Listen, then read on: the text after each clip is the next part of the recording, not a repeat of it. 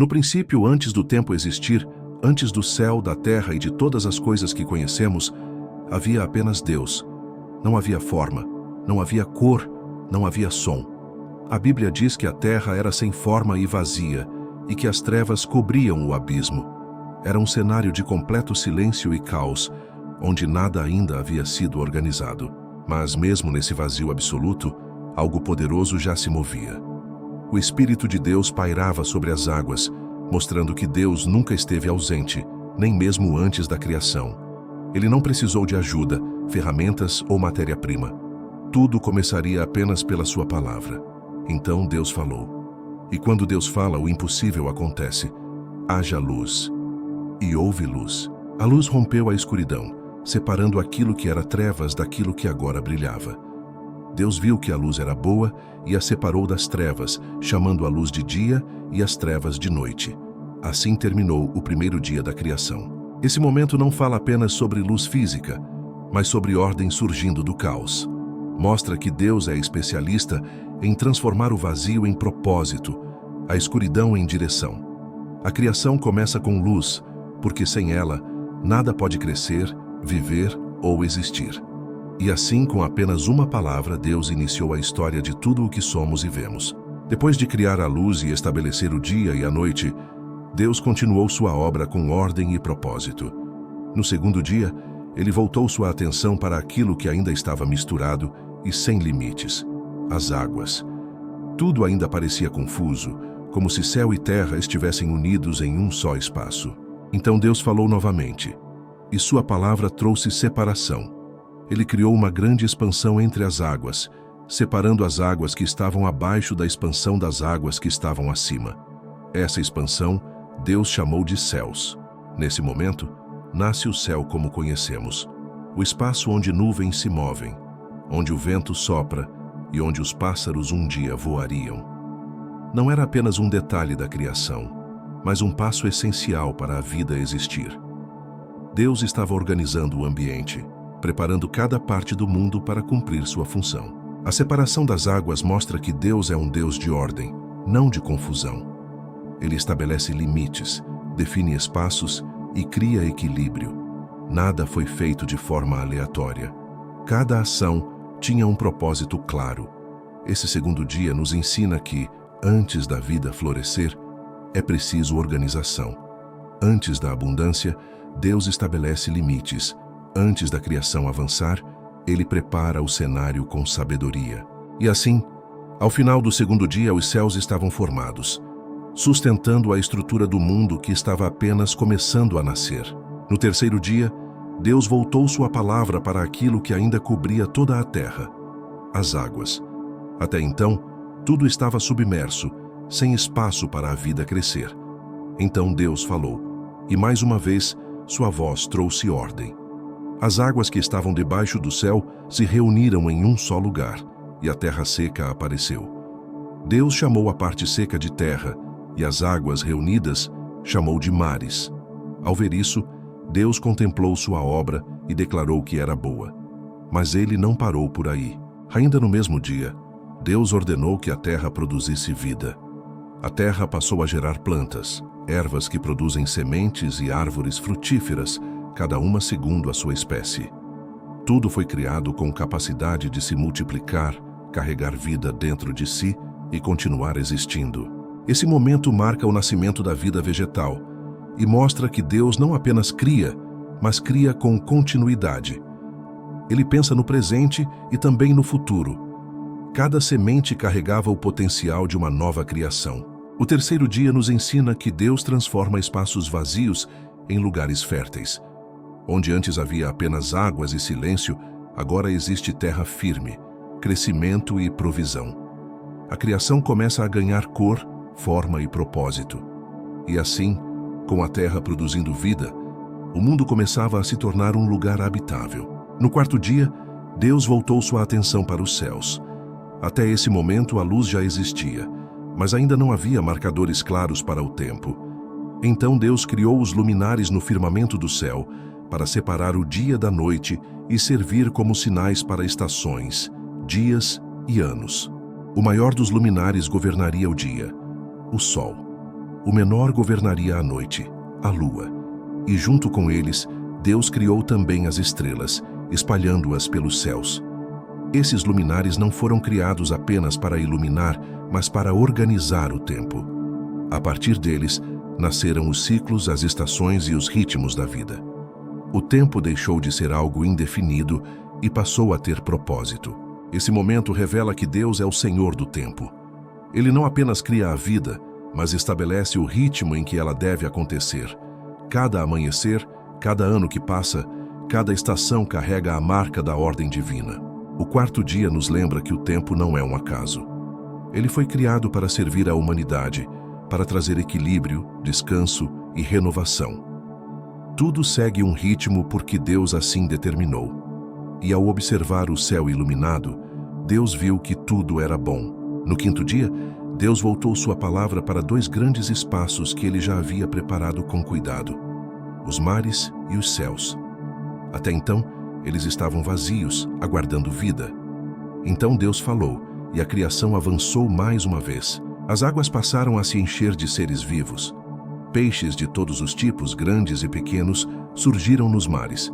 Criaturas que nadam, se movem e ocupam as profundezas foram formadas segundo a sua espécie. O mar, que antes era apenas um grande corpo de água, agora se tornava cheio de movimento e diversidade. Ao mesmo tempo, Deus criou as aves para voarem acima da terra, no céu aberto. Pássaros de diferentes formas, cores e sons começaram a existir, cruzando os céus que haviam sido formados dias antes. Cada um com sua função, seu canto e sua beleza. E então Deus fez algo especial. Pela primeira vez, Ele abençoou os seres vivos, dizendo que crescessem, se multiplicassem e enchessem as águas e os céus. Essa bênção revela que a vida não foi criada para ser limitada, mas para se expandir. O quinto dia nos mostra um Deus que ama a diversidade e a abundância. Onde havia silêncio, agora havia som. Onde havia vazio, agora havia vida em movimento. E Deus viu que tudo isso era bom. No sexto dia, Deus voltou sua palavra para a terra firme, que já estava pronta e cheia de vegetação. Era o momento de preencher esse espaço com vida. Então, Deus criou os animais terrestres, cada um segundo a sua espécie. Surgiram os animais domésticos, os animais selvagens e todos os pequenos seres que se movem sobre a terra. Cada um com características próprias, instintos diferentes e um papel específico na criação. Nada foi criado por acaso. Tudo tinha equilíbrio e propósito. A terra que antes era silenciosa, agora se enchia de sons, passos e movimentos. A criação avançava para seu ponto mais alto. Deus estava preparando o ambiente para algo especial que ainda viria. Esse momento revela que Deus se importa com cada detalhe da vida. Dos maiores animais aos menores seres, todos foram criados com cuidado. A diversidade da criação mostra a criatividade de Deus e sua atenção a tudo o que existe. O sexto dia nos ensina que Deus prepara o ambiente antes de cumprir seus maiores planos. Ele nunca age de forma precipitada. Tudo acontece no tempo certo, na ordem certa. Mas a obra ainda não estava completa. Faltava algo que coroaria toda a criação. Ainda no sexto dia, depois de criar tudo o que existia na terra, Deus tomou uma decisão diferente de todas as outras. Ele disse: façamos o homem à nossa imagem e semelhança. Pela primeira vez, a criação não surge apenas de uma ordem, mas de uma intenção profunda. Então Deus criou o ser humano à sua imagem. Criou o homem e a mulher, diferentes entre si, mas iguais em valor e propósito. A eles foi dada uma missão: governar sobre a criação, cuidar da terra, dos animais e de tudo o que havia sido feito. O ser humano não foi criado para explorar, mas para administrar. Deus também os abençoou e lhes deu autoridade. Eles receberam identidade, responsabilidade e relacionamento. Diferente dos outros seres vivos, o homem foi criado com consciência, capacidade de escolher, amar e se relacionar com o próprio Criador. Esse momento marca o ponto mais alto da criação. O ser humano nasce não como um acidente do universo, mas como um projeto intencional de Deus.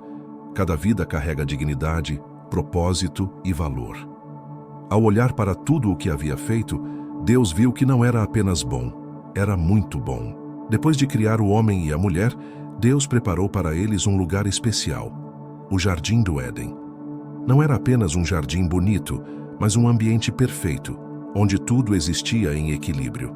Ali havia árvores agradáveis aos olhos e boas para alimento, e no centro do jardim estavam a árvore da vida e a árvore do conhecimento do bem e do mal. Deus colocou o homem no jardim para cultivá-lo e cuidar dele. O trabalho, desde o início, não era castigo, mas propósito. O ser humano foi criado para viver em harmonia com a criação e em relacionamento direto com Deus.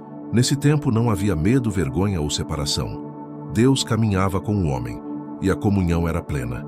Tudo funcionava como deveria. A criação vivia em paz, e o ser humano conhecia seu Criador de forma íntima.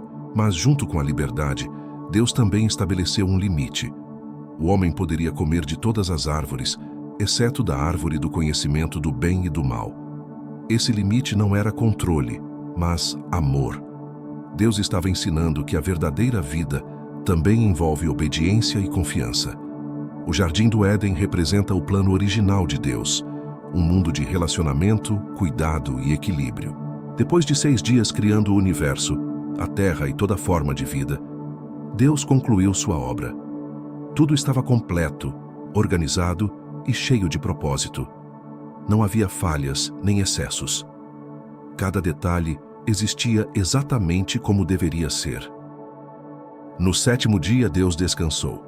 Não porque estivesse cansado, mas porque sua obra estava perfeita.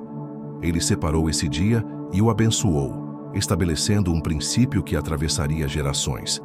O descanso também faz parte da criação. O descanso de Deus nos ensina que a vida não é apenas produção. Há um tempo para criar, trabalhar e avançar, mas também há um tempo para parar, refletir e reconhecer aquilo que foi feito. Deus ensinou que o descanso renova, restaura e traz equilíbrio. Esse momento sela toda a criação. O mundo nasce completo, com ordem, beleza e propósito. Cada dia teve uma função, e cada etapa levou à próxima. A criação não foi um acidente cósmico, mas uma obra intencional de um Deus que planeja, organiza e cuida. Tudo o que existe carrega a marca do Criador. E assim, o ciclo da criação foi concluído, deixando um legado que ecoa até hoje. A história da criação do mundo, segundo a Bíblia, não termina apenas com um universo pronto. Ela termina com um propósito. Desde o primeiro dia, quando a luz rompeu as trevas, até o descanso de Deus no 7º dia, tudo foi feito com intenção, ordem e amor. A criação revela quem Deus é. Ele cria com palavra, organiza com sabedoria e sustenta com cuidado. Nada foi feito às pressas, nada foi esquecido. Cada detalhe aponta para um Criador que deseja relacionamento, não apenas admiração. O ser humano, criado à imagem e semelhança de Deus, ocupa um lugar especial nessa história. Não somos fruto do acaso, nem resultado do caos. Somos parte de um plano que começou antes do tempo existir. A criação nos lembra que a vida tem valor, identidade e direção. Quando olhamos para o mundo ao nosso redor, o céu, a terra, os mares e a vida, percebemos que tudo comunica algo maior. A criação aponta para o Criador. Ela nos convida a refletir sobre quem somos, de onde viemos e para onde estamos indo. A história da criação não é apenas sobre o passado. Ela fala sobre o presente e o futuro. Ela nos lembra que mesmo quando tudo parece confuso, Deus é especialista em transformar o caos em ordem e dar sentido ao que parecia vazio. E assim, a criação do mundo se torna também um convite. Confiar no Deus que criou todas as coisas e continua sustentando a vida até hoje. Se essa história da criação tocou seu coração de alguma forma, deixe seu like. Isso ajuda o YouTube a levar essa mensagem a mais pessoas que precisam ouvi-la. Agora eu quero te ouvir. Qual parte da criação mais te marcou? Foi a luz surgindo no caos? A criação do ser humano?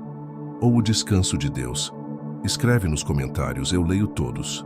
Se você acredita que a Bíblia carrega histórias que transformam vidas, Se inscreva no canal e ative o sino para continuar caminhando conosco por essas histórias cheias de propósito. Compartilhe esse vídeo com alguém especial. Às vezes, tudo o que alguém precisa é lembrar que nada foi criado sem sentido.